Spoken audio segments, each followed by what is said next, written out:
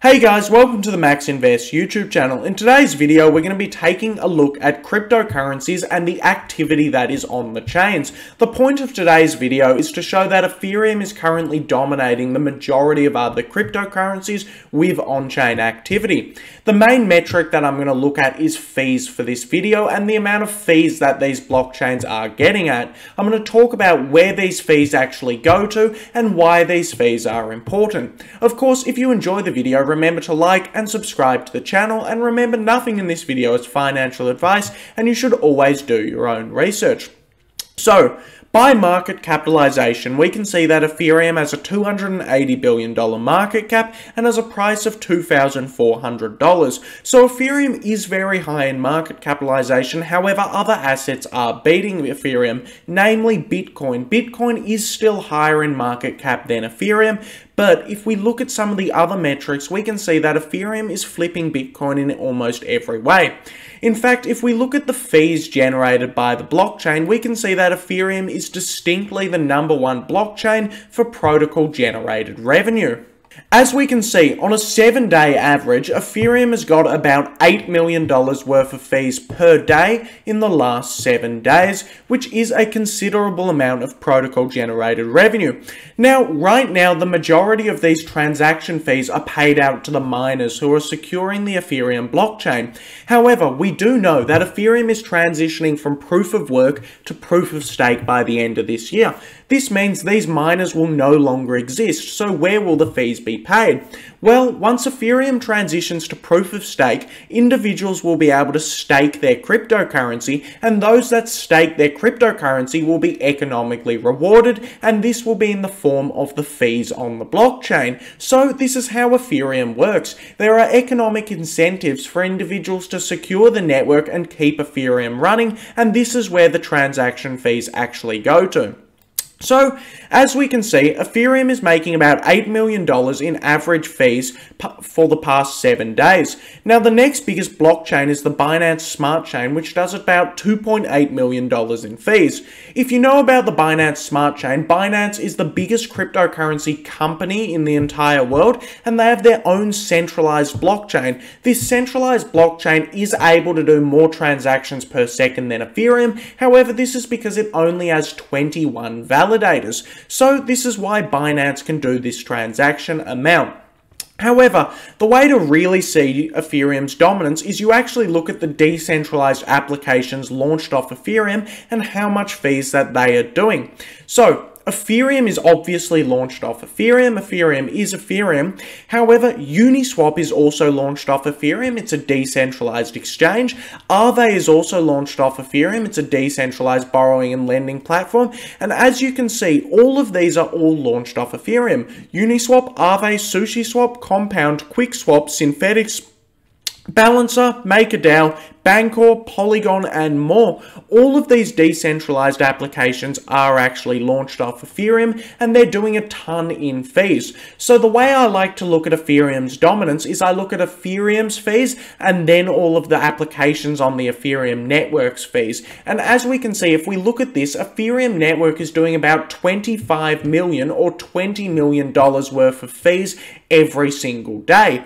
Of course, we can see that $20 million worth of fees every single day is a significant amount more than the Binance Smart Chain, and it does show Ethereum is dominating for the current period. If we look at where some of these fees are going, we can see that for Uniswap, the fees are paid for liquidity providers. So those that provide liquidity to Uniswap will earn the fees. Of course, for Aave, which is a borrowing and lending platform, the interest fees are paid from borrowers to lenders, which definitely makes sense. One important thing to think about is that with cryptocurrency, and namely decentralized cryptocurrencies like the Ethereum network, the fees are not paid to those who made the protocol. Vitalik Buterin doesn't get any fees from the Ethereum network. In fact, the fees are paid out to those who are securing the network, those who are staking, those who are providing liquidity, and more. This is really what I like about decentralized finance, and the way that those make the protocol profit and the way those make the protocol a benefit from their protocol is by holding their tokens.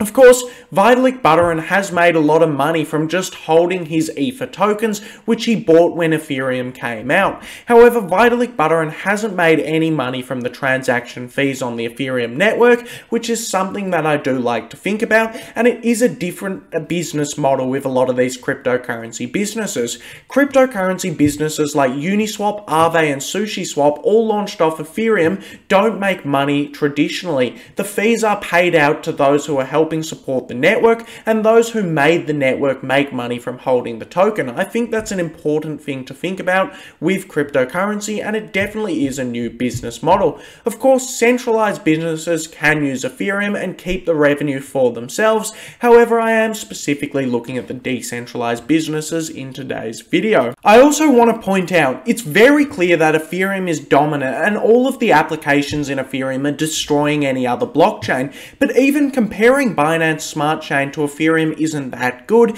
and this is because the Binance Smart Chain is centralized and it's controlled by one of the biggest companies in the entire world. The Binance Smart Chain isn't really competing with Ethereum right now. It is used for a whole range of different things with the Binance app, and it is a centralized crypto that will always be centralized. It's very and vastly different to Ethereum, and when companies and different individuals are looking at launching cryptos or launching applications, they're going to choose Ethereum and not the Binance Smart Chain.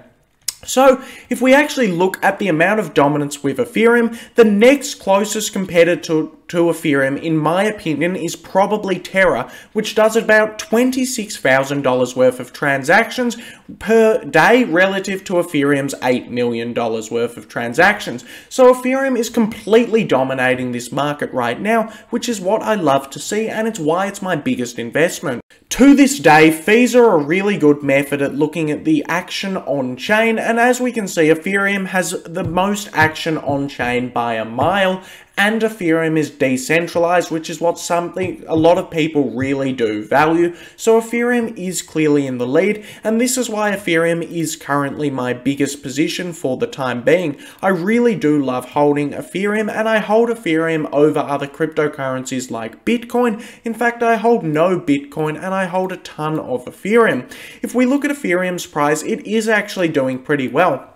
As we can see, all the way back in May, Ethereum had a big blow off top at around 4,400 and has now corrected down to 2,400. It is just hovering around the bull market support band, and it does look pretty good right now. As we can see, back in April, Ethereum was at the exact same price it was today. Ethereum was at the same price it was on the 26th of April as it is right now. And you see a lot of people saying this is a multi-year crypto bear market. This is one of the worst pullbacks ever, and Ethereum is over. However, Ethereum is just trading at the exact same prices that it was a couple of months ago.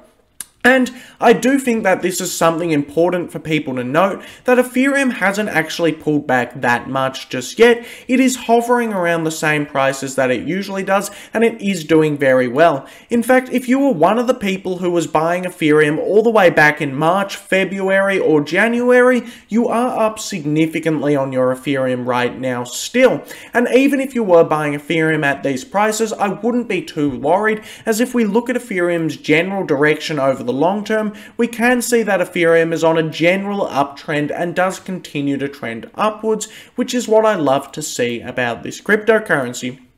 Overall, Ethereum is one of my most bullish cryptocurrencies right now, and I do love it because of the fundamentals. However, I do think the technicals are also going fine right now. If we look all the way back in 2015 and 2016, we can see that Ethereum hung around the bull market support band for around 1 year and then had a parabolic move upwards, and I do think it will continue doing this. I believe Ethereum will continue to just hang around the bull market support band and just trade around where it is for a while now, 4 to 6 more months, and then eventually it will have that parabolic move upwards. Ethereum is the most activity on chain, and it's definitely one of the cryptos I am the most bullish on. Anyway, this video was just a bit of an update on Ethereum with a bit of a new metric. If you enjoyed the video, like and subscribe to the channel, and thanks for watching the video.